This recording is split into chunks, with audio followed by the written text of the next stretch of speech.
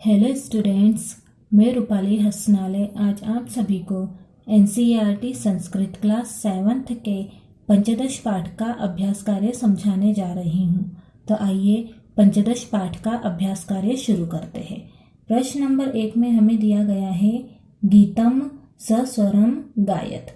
इसका मतलब होता है गीत को सस्वर गाइए। आपको इस पाठ में जो गीत दिया गया है उस गीत को आपको स्वर के साथ गाना है। ठीक है, तो प्रश्न नंबर 1 आप खुद करोगे। अब प्रश्न नंबर 2 देखिए, एक पदेन उत्तरत। इसका मतलब होता है एक पद के द्वारा उत्तर दीजिए। आपको ये प्रश्न दिए गए हैं, इन प्रश्नों का आप लोगों को एक पद में उत्तर लिखना है। ठीक है, अब देखो यहाँ पर क में हमें दिया गया है का विहसति। इसका मतलब होता है कौन मुस्कुरा रही है, कौन हंस रही है। तो इसका उत्तर है धरणी। धरणी का मतलब होता है धरती। धरती मुस्कुरा रही है, धरती हंस रही है। ठीक है, अब ख में देखिए किम विकसति। इसका मतलब होता है क्या खिल रहा है। तो इसका उत्तर है कमलम। कमलम का मतलब होता है कमल। कमल खिल रहा है। ठीक है, अब ग में देखिए व्याघ्रः कुत्र गर्जति। इसका मतलब होता है बाघ कहाँ गरजता है। तो इसका उत्तर है विपिने। विपिने का मतलब होता है जंगल में। बाघ जंगल में गरजता है। ठीक, आया समझ में। अब घ में देखिए हरिणः किम खादति। इसका मतलब होता है हिरण क्या खाता है। तो इसका उत्तर है नवघासम। नवघासम का मतलब होता है नई घास। हिरण नई घास खाता है। ठीक है, अब अंग में देखिए मंदम कह गच्छति। इसका मतलब होता है धीरे धीरे कौन जाता है। तो इसका उत्तर है उष्ट्रः। उष्ट्रः का मतलब होता है ऊंट। धीरे धीरे ऊंट जाता है। ठीक, आया समझ में। प्रश्न नंबर 2 में हमें एक पद के द्वारा उत्तर लिखने थे। ठीक है, हमें ये प्रश्न दिए गए थे, इन प्रश्नों के हमें एक पद में उत्तर लिखना था। ठीक, आया समझ में। अब प्रश्न नंबर 3 देखिए। प्रश्न नंबर 3 में हमें दिया गया है रेखांकित पदानी आधृत्य प्रश्न निर्माणम कुरुत। इसका मतलब होता है रेखांकित पदों के आधार पर प्रश्न निर्माण करो। हमें जहाँ जहाँ पर अंडरलाइन दी गई है हमें उसका प्रश्न निर्माण करना है। ठीक है, मतलब हमें उसका प्रश्न बनाना है। ठीक है, अब क में देखिए सलीले नौका सेलती। इसका मतलब होता है जल में नाव डगमगाती है।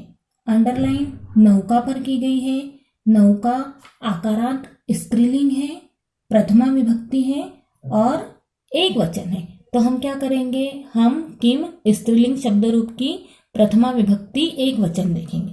ठीक है, देखो यहाँ पर किम स्त्रीलिंग शब्द रूप प्रथमा विभक्ति एक वचन में लिखा हुआ है का। का मतलब होता है क्या। ठीक है, तो हम लिखेंगे सलीले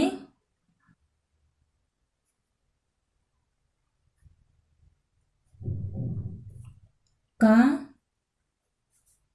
सेलती। सलीले का सेलती।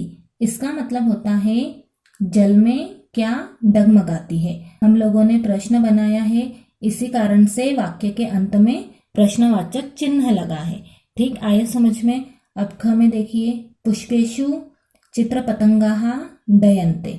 इसका मतलब होता है फूलों पर तितलियां उड़ती है। अंडरलाइन पुष्पेषु पर की गई है। पुष्पेषु नपुंसकलिंग है, सप्तमी विभक्ति है और बहुवचन है। तो हम क्या करेंगे, हम किम नपुंसकलिंग की सप्तमी विभक्ति बहुवचन देखेंगे। ठीक है, अब देखो यहाँ पर किम नपुंसकलिंग सप्तमी विभक्ति बहुवचन में लिखा हुआ है केशु। केशु का मतलब होता है किन पर। ठीक है, तो हम लिखेंगे केशु चित्रपतंगाः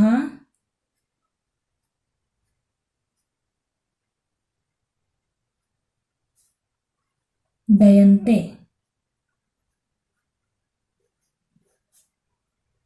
ठीक है। केषु चित्रपतंगाः दयन्ते। किन पर तितलियां उड़ती है। ठीक, आया समझ में। अब ग में देखिए, उष्ट्रः पृष्ठे भारम वहति। ऊंट पीठ पर भार ढोता है। अंडरलाइन उष्ट्रः पर की गई है। उष्ट्रः अकारांत पुल्लिंग है, प्रथमा विभक्ति है और एक वचन है। तो हम क्या करेंगे, किम पुल्लिंग की प्रथमा विभक्ति एक वचन देखेंगे। ठीक है, देखो यहाँ पर किम पुल्लिंग प्रथमा विभक्ति एक वचन में लिखा हुआ है। कह, कह का मतलब होता है कौन। ठीक है, तो हम लिखेंगे कह पृष्ठे भारम वहति। कह पृष्ठे भारम वहति, इसका मतलब होता है कौन पीठ पर भार ढोता है। ठीक, आया समझ में आप सभी को। अब घ में देखिए, धावन समये अश्वः किमपि न खादति। इसका मतलब होता है दौड़ते समय घोड़ा कुछ भी नहीं खाता है। अंडरलाइन धावन समय पर की गई है। जब भी समय की बात होती है, अर्थात दिए गए समय में कोई कार्य किया जाता है और उसका प्रश्न बनाना होता है, तो इसके लिए प्रश्न बनाने के दो तरीके हैं। पहला तरीका है कदा। कदा का मतलब होता है कब। कदा जोड़कर प्रश्न बनाया जा सकता है। या फिर दूसरा तरीका कस्मिन समय। इसका मतलब होता है किस समय में या फिर किस समय पर। कस्मिन समय को जोड़कर प्रश्न बनाया जा सकता है। ठीक है, तो यहाँ पर क्या आएगा, यहाँ पर आएगा कदा या फिर कस्मिन समय। ठीक है,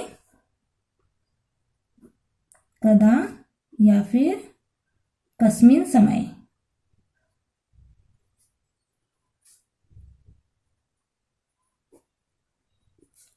अश्वः किमपि न खादति।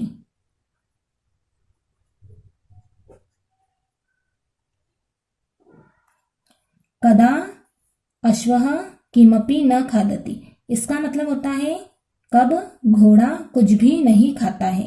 या फिर कस्मिन समये अश्वः किमपि न खादति, किस समय में घोड़ा कुछ भी नहीं खाता है। ठीक, आया समझ में।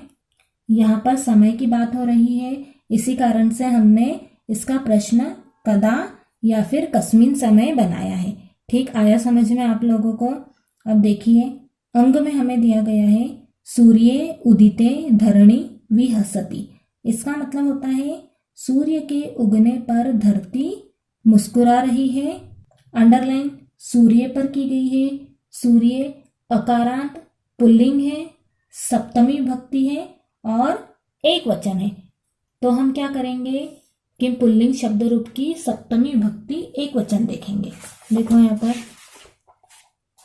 क्या लिखा हुआ है, कस्मिन। ठीक है, तो हम लिखेंगे कस्मिन उदिते धरणी विहसति।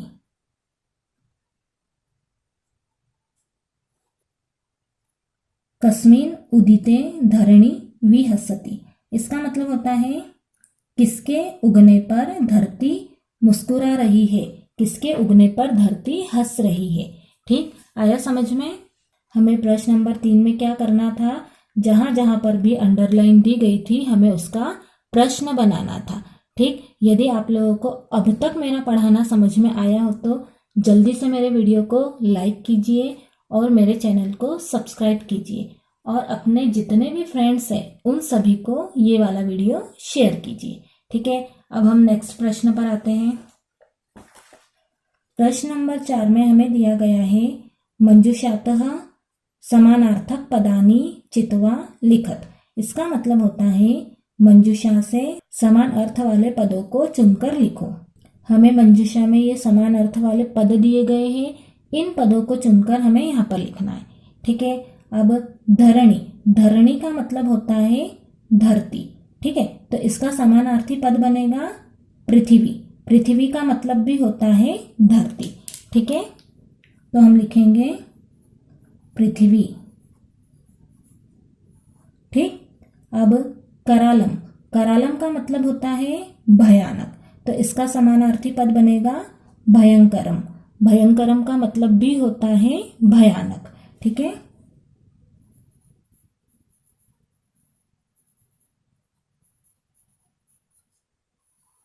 अब सलीले, सलीले का मतलब होता है जल में, तो इसका समानार्थी पद बनेगा जले। जले का मतलब भी होता है जल में। ठीक है, अब विपिने, विपिने का मतलब होता है जंगल में, इसका समानार्थी पद बनेगा वने। वने का मतलब भी होता है जंगल में। ठीक है, अब हरिणः, हरिणः का मतलब होता है हिरण, इसका समानार्थी पद बनेगा मृगः। मृगः का मतलब भी होता है हिरण। ठीक है, अब मंदिरे, मंदिरे का मतलब होता है मंदिर में, इसका समानार्थी पद बनेगा देवालय। देवालय का मतलब भी होता है मंदिर में।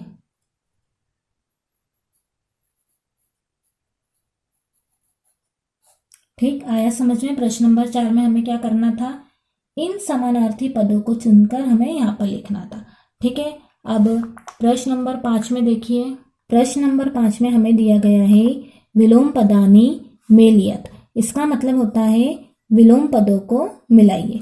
ठीक है, हमें ये विलोम पद दिए गए हैं, हमें इनको आपस में जोड़ना है, हमें इनको आपस में मिलाना है।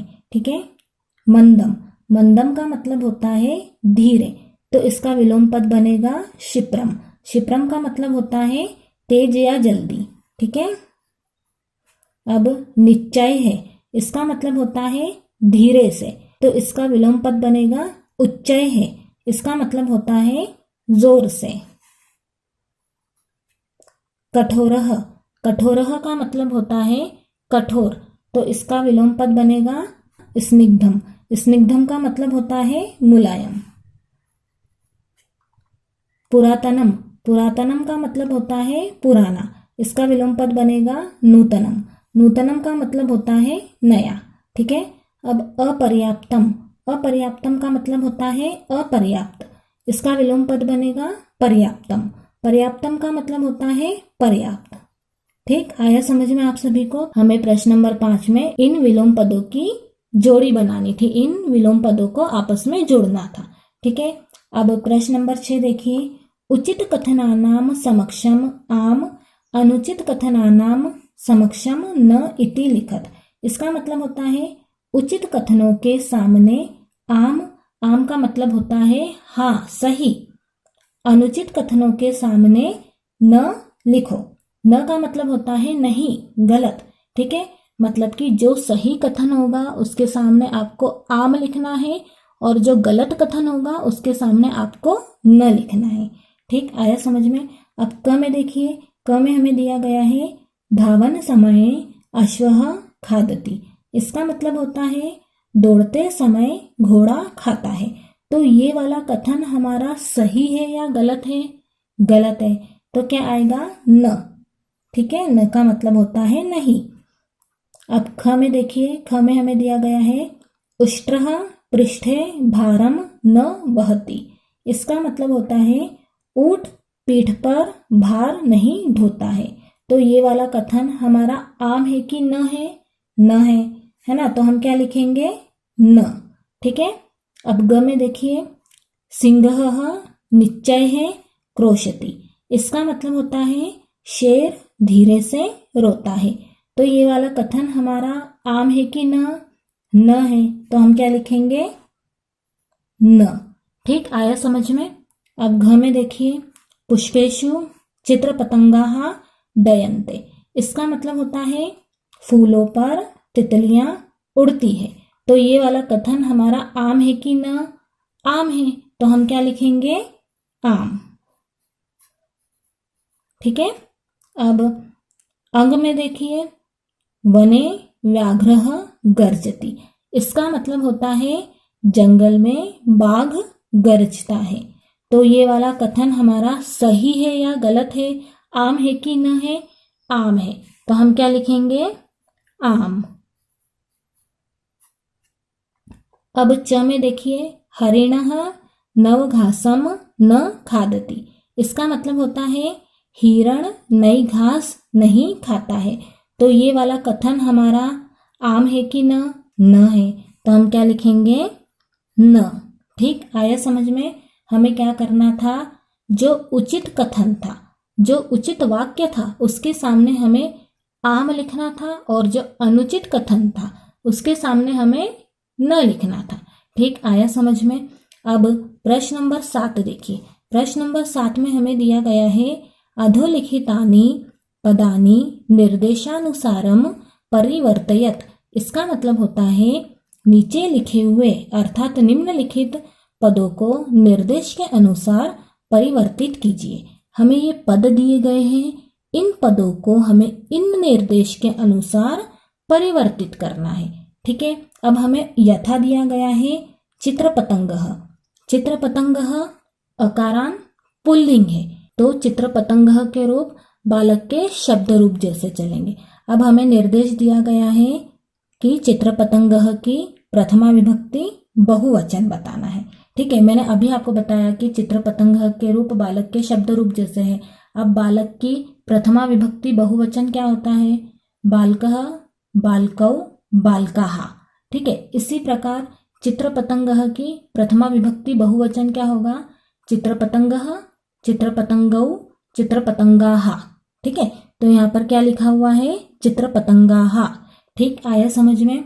अब भल्लुकः, उष्ट्रः, हरिणः, व्याघ्रः, घोटकराजः, ये सब अकारांत पुल्लिंग है। ठीक है, तो इन सब के रूप किसके जैसे चलेंगे? बालक के शब्द रूप जैसे चलेंगे। ठीक है, यदि आप लोगों को बालक के शब्द रूप याद होंगे तो आप प्रश्न नंबर 7 आसानी से कर पाओगे। ठीक है, अब देखो भल्लुकः, ये भी क्या है? अकारांत पुल्लिंग है। ठीक है, तो इसकी तृतीय विभक्ति एक वचन हमें बताना है। ठीक है, हमें निर्देश दिया गया है कि भल्लुकः की तृतीय विभक्ति एक वचन बताना है। अब देखो बालक की तृतीय विभक्ति एक वचन क्या होता है? बालकेन। इसी प्रकार से भल्लुकः की तृतीय विभक्ति एक वचन क्या बनेगा? भल्लुकेन। ठीक है,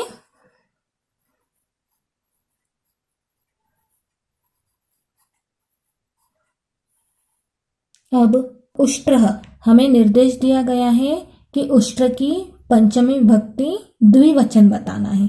ठीक है, तो उष्ट्रः की पंचमी विभक्ति द्विवचन क्या होता है?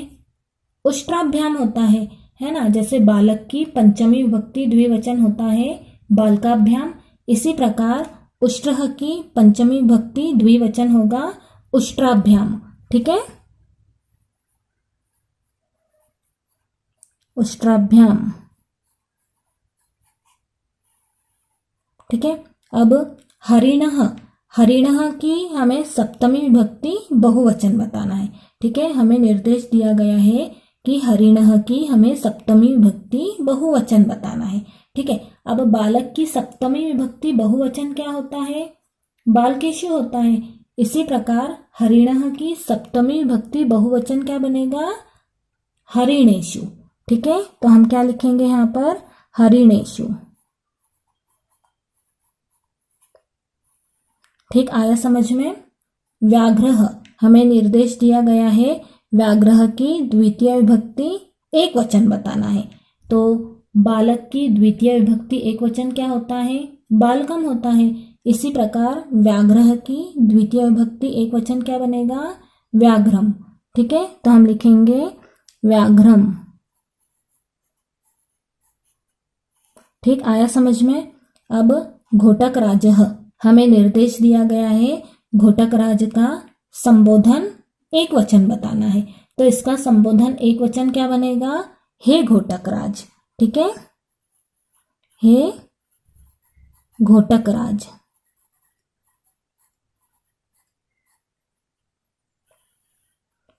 ये सब अकारांत पुल्लिंग है।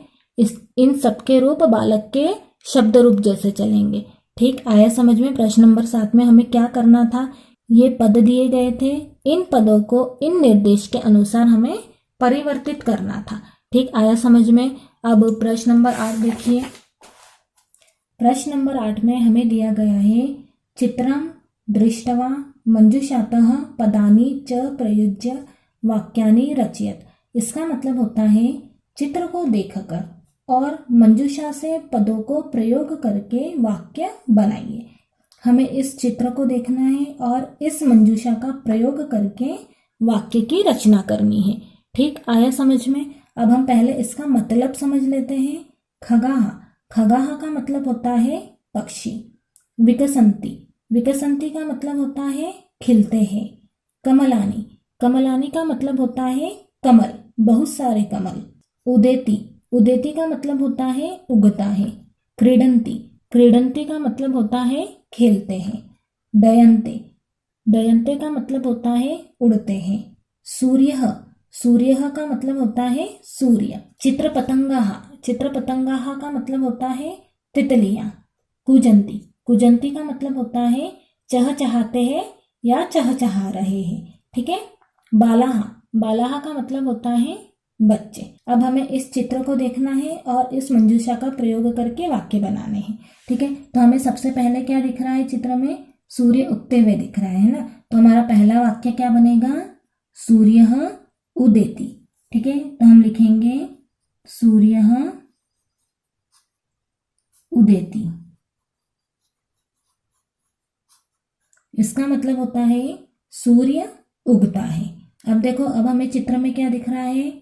तितलियां उड़ती हुई दिख रही है। तो हमारा दूसरा वाक्य बनेगा चित्र पतंगाः डयन्ते।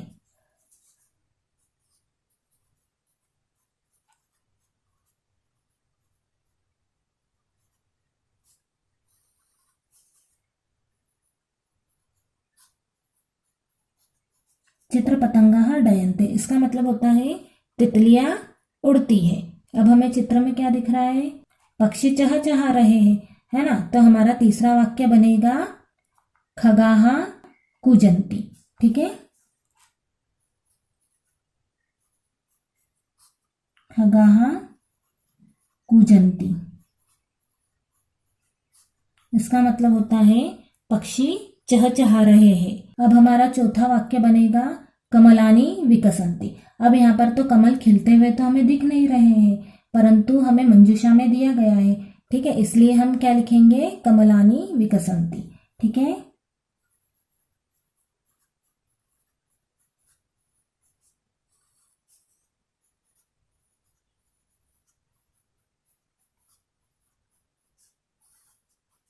कमल खिलते हैं। ठीक है, अब हमें चित्र में दिख रहा है बच्चे खेल रहे हैं, है ना। तो हमारा पांचवा वाक्य क्या बनेगा?